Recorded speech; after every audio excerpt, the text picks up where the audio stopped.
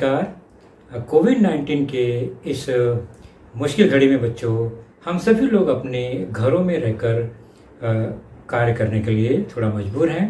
लेकिन मुंबई महानगर पालिका ने आपको घर बैठे ही पढ़ाने या यूँ कहें अध्ययन करने का एक मौका दिया है, जो कि हमारे महानगर पालिका के चैनल द्वारा आपको वीडियो के रूप में ले। शुरू करते हैं हम आज की चर्चा। और आज की जो चर्चा होगी वह होगी कक्षा 10वीं के विद्यार्थियों से, जिसमें हम चर्चा करेंगे अपने विषय गणित पर, गणित भाग 1, जिसे हम अलजेब्रा बीजगणित भी कहते हैं। और इस विषय के अंतर्गत हमारा आज का जो प्रकरण होगा वह होगा आपके पाठ्य पुस्तक से प्रकरण 3, अंकगणितीय श्रृंखला, लेसन नंबर 3, अरिथमेटिक प्रोग्रेशन, जिसका हम पहला भाग आज देखने वाले हैं। और मैं हूं आपका वर्चुअल मार्गदर्शक अजय कुमार मौर्य। तो इस लेसन के अंतर्गत आज हम जो जानेंगे वे प्रमुख घटक कौन से हैं।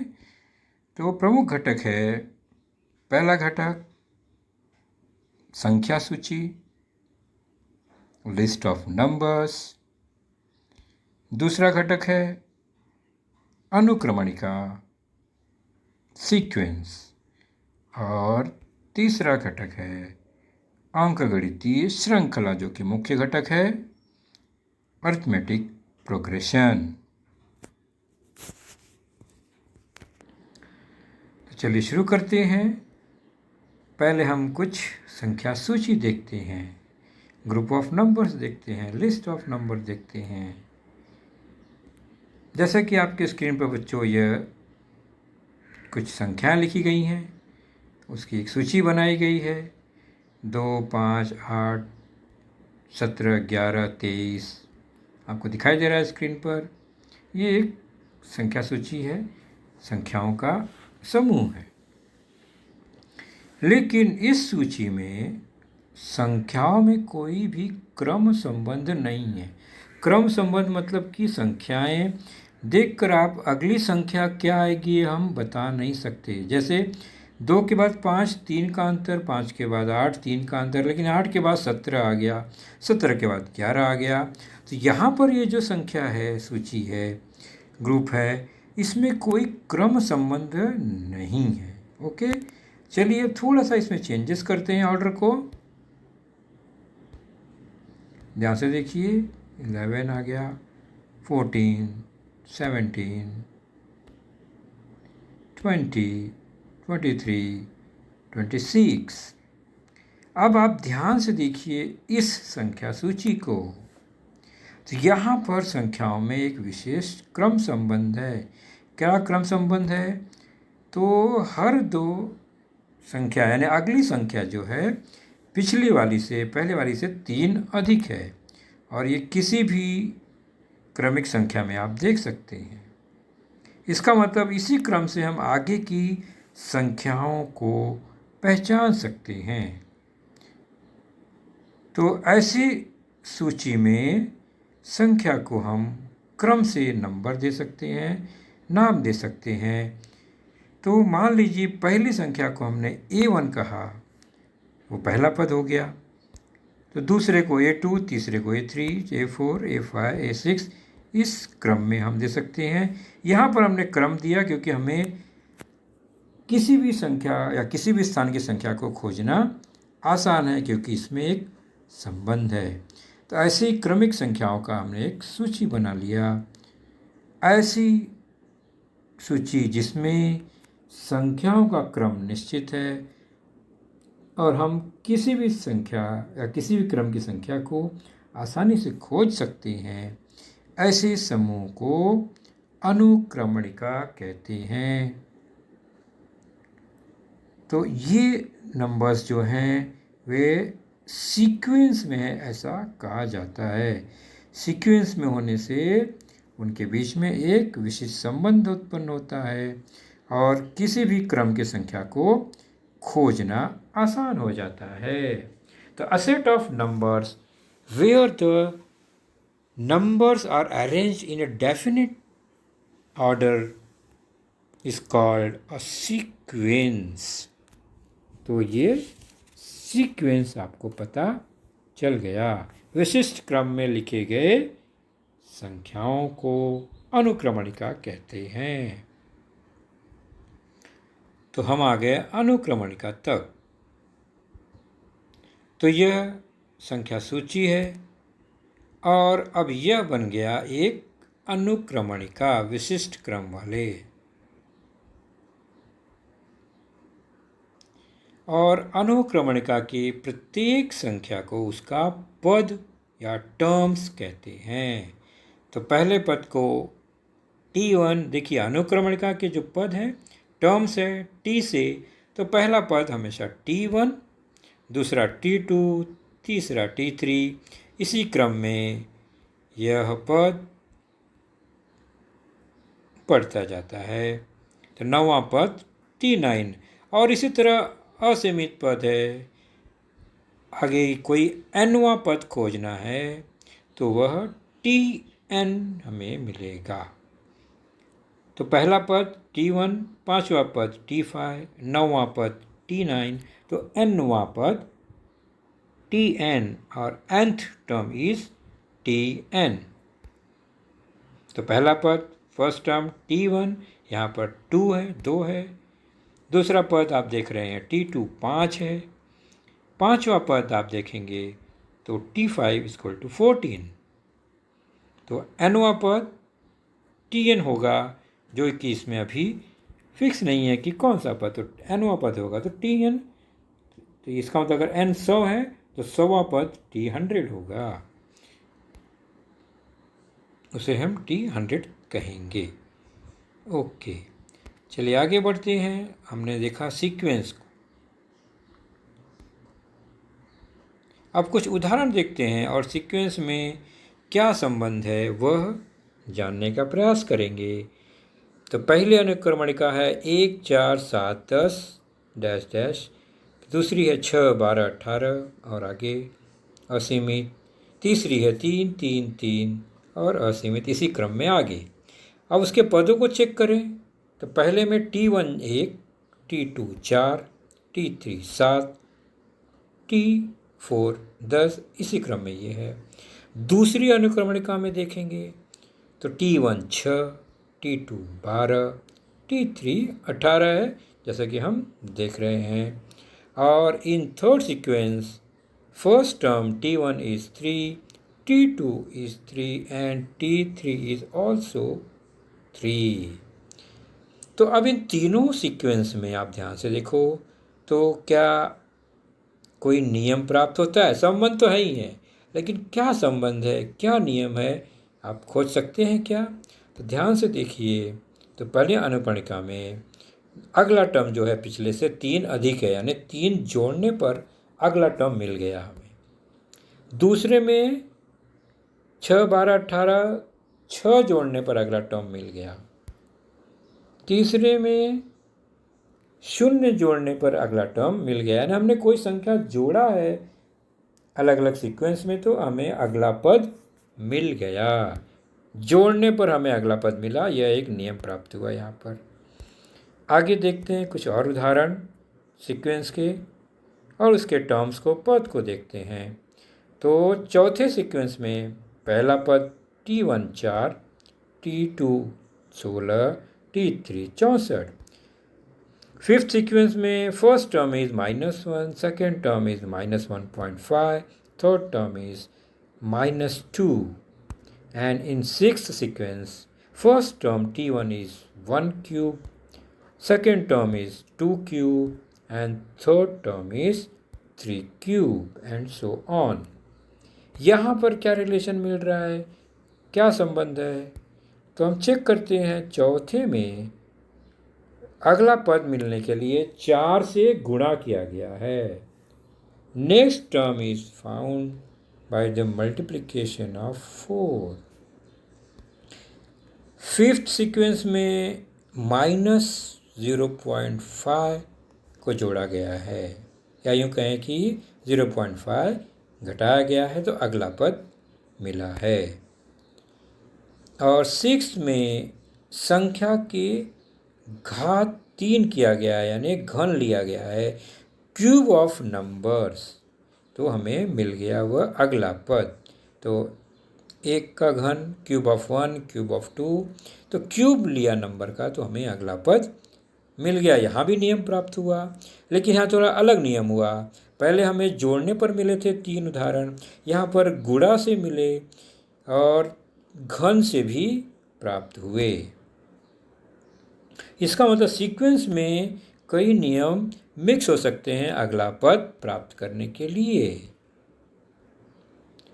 तो हमने देखा कुछ अनुक्रमणिकाओं के पदों में कोई निश्चित संख्या जोड़ने पर अगला पद प्राप्त होता है, बराबर, यानी जोड़ने पर हमें अगला टर्म मिला। Next term is obtained by adding a particular number to the previous number, तो हमें अगला पद मिलता है। दूसरा है कुछ अनुक्रमणिकाओं के पदों में किसी निश्चित संख्या से गुणा करने पर हमें अगला पद प्राप्त होता है। मतलब the next number is obtained by multiplying the previous term by a particular number. तो जोड़ने पर और गुणा करने पर। और एक हमने ऐसा भी देखा सीक्वेंस जहाँ पर न जोड़ने से न गुणा करने से बल्कि हमें कोई तीसरी कृति करनी पड़ी, यहाँ पर हमें घन करना पड़ा, तो हमें अगला टर्म प्राप्त हुआ। तो सीक्वेंस अलग अलग क्रिया करने पर हमें मिलता है अलग अलग टर्म्स।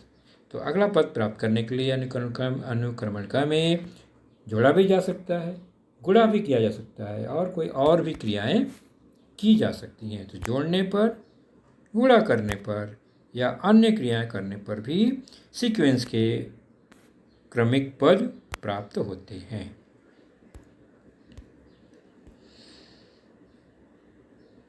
तो अंकगणितीय श्रृंखला क्या है फिर इसमें से? तो जिन अनुक्रमणिकाओं में अगला पद प्राप्त करने के लिए कोई पद जोड़ना पड़े, यानी जोड़ की क्रिया द्वारा किसी पद में कोई संख्या जोड़ने पर अगला पद प्राप्त हो, तो वह अरिथमेटिक प्रोग्रेशन या अंकगणितीय श्रृंखला होती है। मतलब अगर अंकगणितीय श्रृंखला है तो हमें अगला पद कोई निश्चित संख्या जोड़ने पर ही वह पद प्राप्त होगा।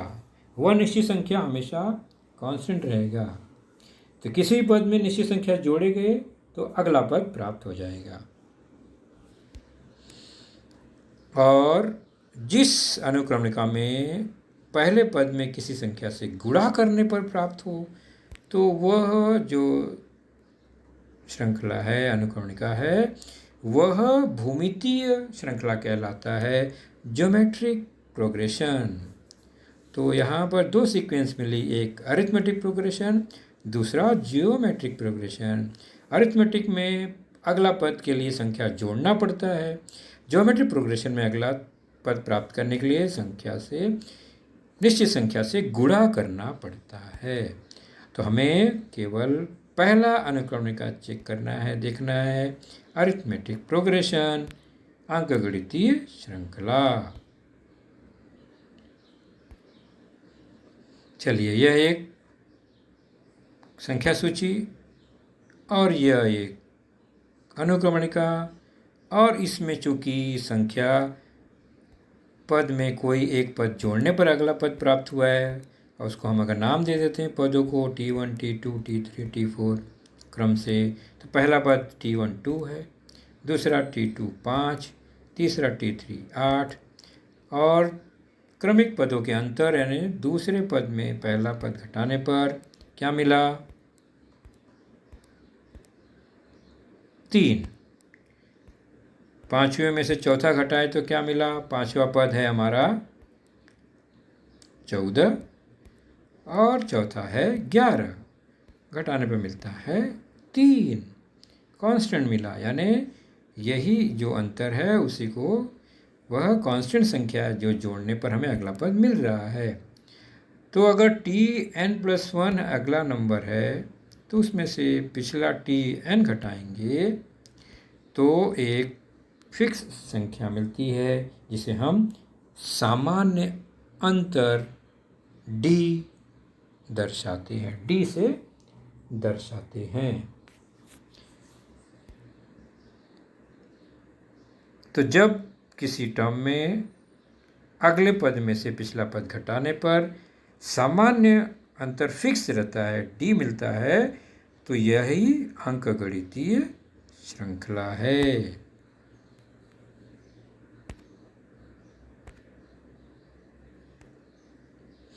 तो अंकगणितीय श्रृंखला में हम चलते हैं आगे। कुछ जरूरी क्रम देखने को मिलेगा अभी। जैसे कि हमने देखा कि अगला यानी टी यानी कोई अगला पद में से पिछला पद घटाए तो सामान्य अंतर मिलता है। तो T2 में से T1 यानी पिछला पद घटाएंगे तो भी D मिलेगा।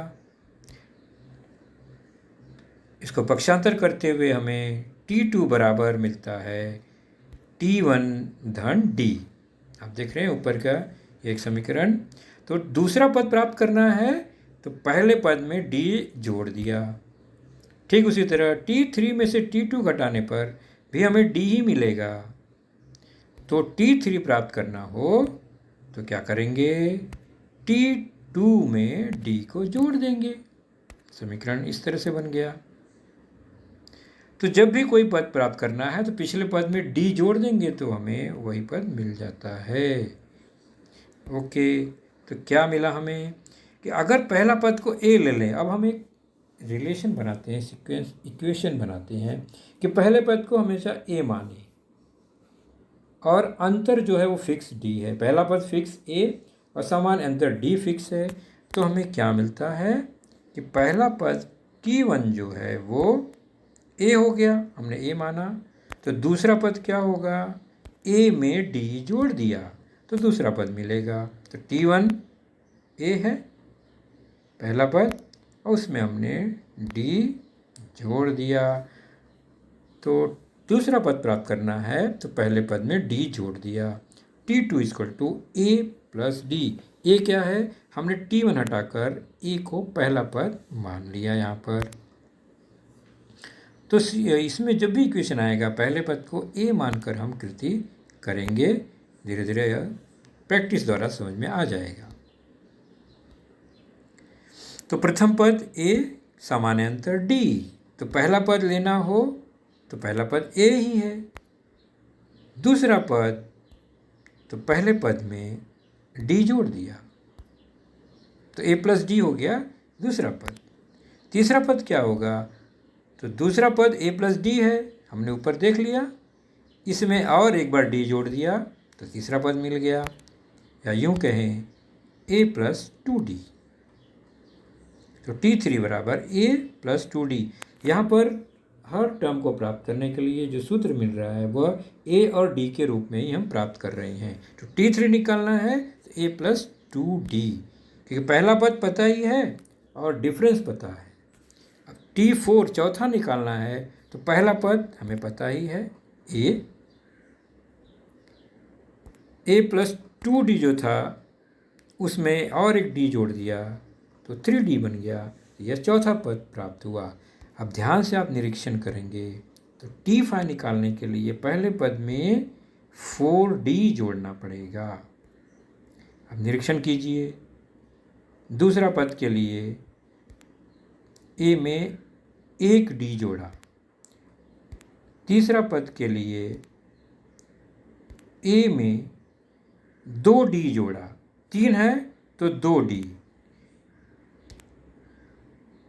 T4 4 है तो उसमें 3D जोड़ा, यानी जितना T के साथ है उससे एक कम D के साथ है, यानी उतना कम D। पांचवा पद है तो अब समझ में आ गया आपको, 4D जोड़ना होगा। तो छठा पद है तो 5D, 10वां पद है तो 9D, यानी A में 9D जोड़ेंगे। इस तरह से यह एक सामान्य सा हमें सूत्र मिल रहा है।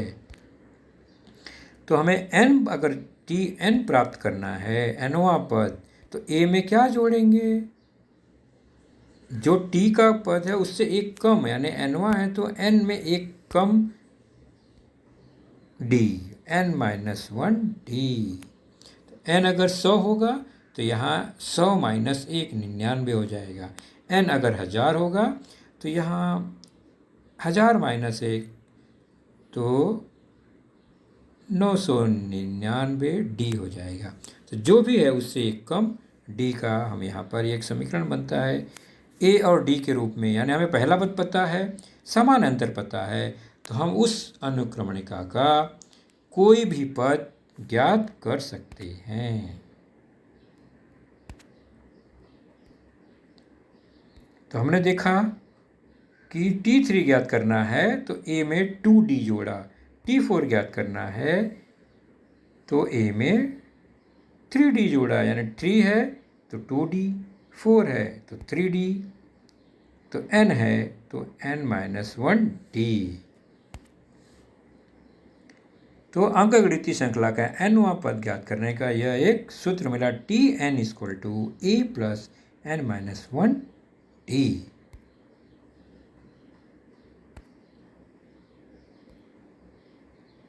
चलिए एक छोटा सा उदाहरण लेते हैं। अभी हमने जो अनुक्रमणिका देखा वो भी अंकगणितीय श्रृंखला। तो यहाँ पर चेक करना है कि अनुक्रमणिका दी गई है, बताना है कि वह अंकगणितीय श्रृंखला है या नहीं, और अगर श्रृंखला है तो उसमें एक सामान्य अंतर होगा, वही हमें बताना है। पहली अनुक्रमणिका 2 4 6 8। तो हल कैसे करेंगे? हम पहले 1 2 3 पद कोई भी चुन लेते हैं क्रम से। पहला पद T1 2, T2 4, T3 6 है। अब हम क्रमिक पदों का अंतर लेते हैं, अगले से पिछले का अंतर T2 - T1, और यहाँ पर आएगा 4 - 2, और ये हुआ 2।